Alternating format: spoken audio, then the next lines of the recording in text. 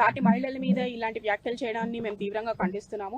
ఇది ఎందుకంటే యావత్ రాష్ట్రం మహిళల్ని అవమానించినట్టు మేము భావిస్తున్నాము. ఎందుకంటే ఒక మహిళ అయ్యుండి ఒక మంత్రి పదవిలో ఉంటూ ఒక పొజిషన్ లో ఉంటూ కూడా ఆవిడ ఇలా మాట్లాడడం అనేది కరెక్ట్ అయిన విషయం కాదు.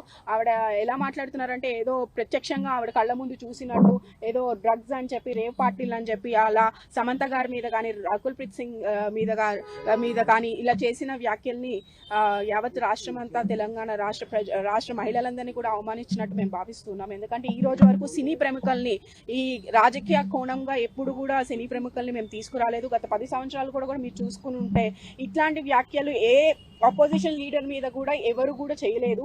మేము ఏం చేసుకున్నా కూడా మా పథకాలు మా అభివృద్ధి కార్యక్రమాలతోనే ముందుకెళ్ళాం. కానీ ఏదన్నా ఉంటే పథకాల మీద అభివృద్ధి మీద మనం మాట్లాడుకుంటూ వెళ్ళాలి. కానీ ఒక రాజకీయంగా ఒక పదవిలో ఉండి ఇట్లాంటి వ్యాఖ్యలు చేయడం అనేది చాలా తప్పు అని ఈ సందర్భంగా మీ ద్వారా ఆవిడకి మరోసారి మేము హెచ్చరిస్తున్నాము.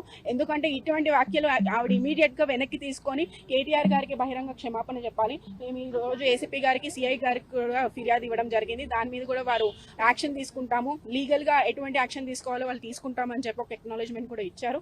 బట్ పోలీస్ వాళ్ళు కూడా మేము రిక్వెస్ట్ చేస్తున్నాము, వెంటనే దీని మీద యాక్షన్ తీసుకుంటే సొసైటీకి అందరూ ఒకటే, లా ముందు ప్రతి ఒక్కళ్ళు ఒక్కటే అని చెప్పి మీరు దానికి సమాధానం చెప్పినట్టు మేము భావిస్తాము. కాబట్టి వారిని కూడా ఇమీడియట్ గా యాక్షన్ తీసుకోవాల్సిందిగా పోలీస్ శాఖను కూడా మేము కోరుతున్నాం. ఈరోజు పిఎస్ లో కూడా మేము కంప్లైంట్ ఇవ్వడం జరిగింది. మా తోటి కార్పొరేటర్స్ అందరితో కలిపి కంప్లైంట్ ఇచ్చినప్పటికీ ఏసీపీకి కూడా అలాగే సిఎస్ సర్కిల్ ఇన్స్పెక్టర్ కూడా కంప్లైంట్ రిజిస్టర్ చేయడం జరిగింది. మరి ఇలాంటి అనుచిత వాక్యాలు మాట్లాడిన కొండ సురేఖ గారు మాటలు ఏవైతే ఉన్నాయో దాని మీద యాక్షన్ తీసుకోమని చెప్పినప్పటికీ కూడా మరి ఏసీపీ గారు కానీ అలాగే సిఎస్ఆర్ కానీ సానుకూలంగానే స్పందించారు. తప్పకుండా చర్యలు తీసుకుంటామనే విషయంలో వాళ్ళు భావిస్తూ ఆ విషయం చెప్పారు. అలాగే మాకు ఎక్నాలజ్మెంట్ కాపీ కూడా సబ్మిట్ చేయడం జరిగింది.